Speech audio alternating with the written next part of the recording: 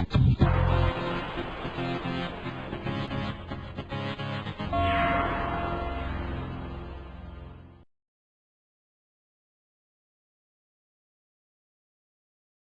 again, my name is Rodney Reynolds and welcome to another video review. Today I'm looking at the Cremax mobile hard drive racks. What is included in each of these products are very similar. You have a manual, a key, some screws, but this one to the right has something different. It has a USB 2 cable as well as a USB 2 driver CD. These products serve the same purpose. They're mobile racks, and what that means is a hard drive gets installed in the center part here. This part here gets installed inside of your 5 1/4 inch bay in your case. You can see here it removes and installs very easily. Now these on the left look a little different than this one on the right, but again, same thing really. This one here has a couple of lights here, one for the power LED and hard drive activity, has a keyhole right here and the handle, and just behind that handle is a fan to keep the hard drive cool inside. This one here at the bottom has an LCD screen at the front. I'm going to go through exactly what that's all about a little later on in the video review. Right here is the keyhole, and again you have that handle and the fan behind it. Now the one to the right, as I mentioned earlier, does have a USB 2 cable. You connect the USB 2 cable to the back of this, then you connect this to your motherboard if you wish. Also, this one has an LCD screen at the front. The handle's a little different here, as you can see, but it comes out the same way. Now, this one has a drop-down part here to disguise the hole that it would leave in your 5 1/4 inch bay. And to the right here, we have this unlock and locking mechanism you can use with the key.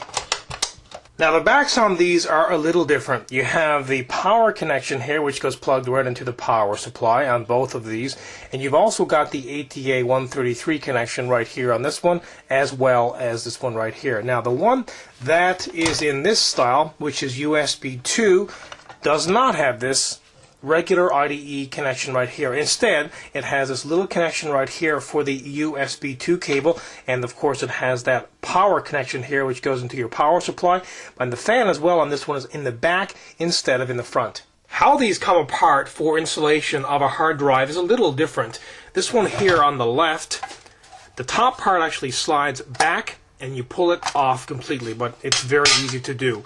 And when it's off, you can see here, this is the power connection for the hard drive, this is the ATA 133 connection, and these are the cables for the connections to be made to the hard drive, which will give you the slave and the master functionality. Now this one here to the right is a little different. You have a push tab here at the front, and then you can slide it off. Inside you'll see there's a connection for the hard drive power as well as the ATA 133 connection, but something that's not in this one are the slave and master connections, because this one here is USB 2. Once the cover is removed, you can then go ahead and carefully place the hard drive inside and screw it down. There's 2 screws on this side and 2 on the other side. Now before you go ahead and screw this into place, I recommend you make all of the appropriate connections. And once the hard drive is installed, go ahead and place the cover back on top again. Once you've got that into place, bring it back to the case and then install it in the U-frame like so, and remember to lock it into place. The models that do have the LCD screen in them are the same. I'll just go over exactly what's going on here. At the top left hand corner is hard drive activity. The master or the slave right here is a little tiny fan that indicates if the fan inside is working. And it shows also the temperature of the hard drive right here. Now there are buttons here on the bottom. This one here at the left, you can set the degrees Celsius or Fahrenheit, whatever you prefer, and you can also set the threshold. For example, if I was to set it at 50 degrees C, of course you can set it to whatever you wish, but if it goes over 50 degrees C, it will alarm and tell you that the hard drive is getting hot, dependent of course upon what temperature you actually set it at. And there's also a neat little feature here which shows the uptime of the hard drive, so how long the hard drive has been in the unit and operational.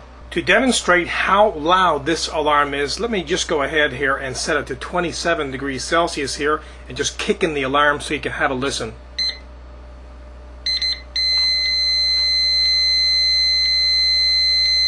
And finally, just to demonstrate how easy it is to remove and install, well, go ahead first of all, pull on the handle, pull it all the way out. When you're ready to put it back, just slide it into place and lock it down. These products are very inexpensive and they do work great. If you are somebody who wants to transport data to and from their office, or maybe you just want to remove that important data from your system when either you go on vacation or you maybe leave your home or office, well, if you are that type of person, this would be the product for you. I personally have a couple of these and they work very well. Overall, this product is kick-ass. Again, my name is Rodney Reynolds and this has been another video review. Be sure to check back very soon. I will have a brand new one for you then. Also pop into my website at www.3dgameman.com, and while you're there you can go into the forums and register, and remember, registration is completely free. Until the next time, take care.